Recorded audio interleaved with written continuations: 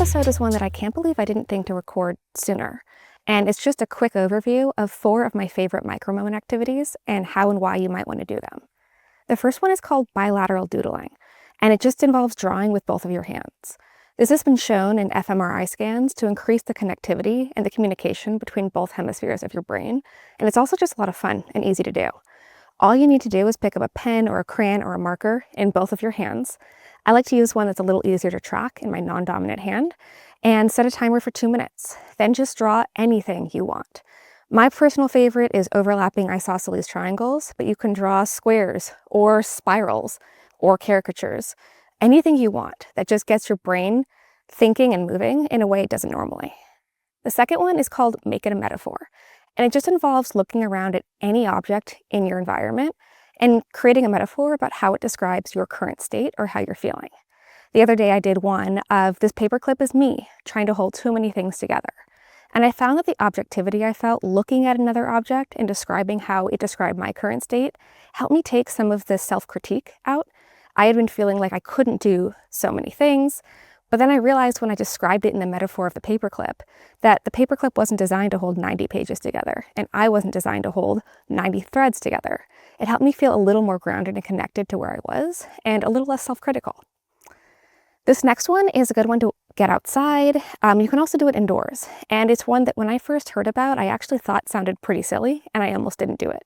But now I'm glad I tried it, because doing this activity is what I credit with connecting the dots of the micromoment research I'd been doing, but hadn't quite been able to synthesize until then. It's also the closest thing I found to being able to recreate shower thoughts of the one time that we feel really unplugged and not really thinking about things tends to be when we have some of our most creative ideas and bring threads together. And this involves just trying to create different shapes and appreciating your shadow. The easiest way to do this is just to walk outside and look down at the ground and see the different shapes that your shadow creates as it merges with other objects that you're passing. Or you can even try to intentionally create certain shapes that you find interesting. You could make a dog, etc., out of your shadow and just watch how it moves around. Like I said, I know it sounds kind of silly, but I hope you'll try it and let me know what you think. And this last one is my favorite, actually. It's the way that we end most yoga practices, and it's for a reason. So humans are wired to be especially creative and focused in times of transition, but we tend to blur through transition in our modern lives. We rush from meeting to meeting, we scroll while we're waiting in doctor's offices, but those transitions are powerful opportunities to feel more creative and focused.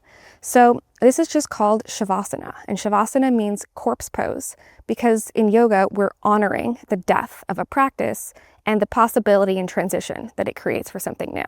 So just lay on the ground wherever you are. It can be in your room, your office, even outside on the grass or on the ground, for 60 seconds and just look up at the sky or the ceiling. You can decide to place one hand on your heart. You can do a cactus arm where your arms are back kind of in a cactus goalpost pose, which is shown to improve your posture and increase blood flow. And just for 60 seconds, feel more grounded in your environment. You don't have to be anywhere else. You don't have to focus on or do anything else. Just see what you think and see how you feel more connected to where you are in present space and time. I would love to hear what you think if you try any of these.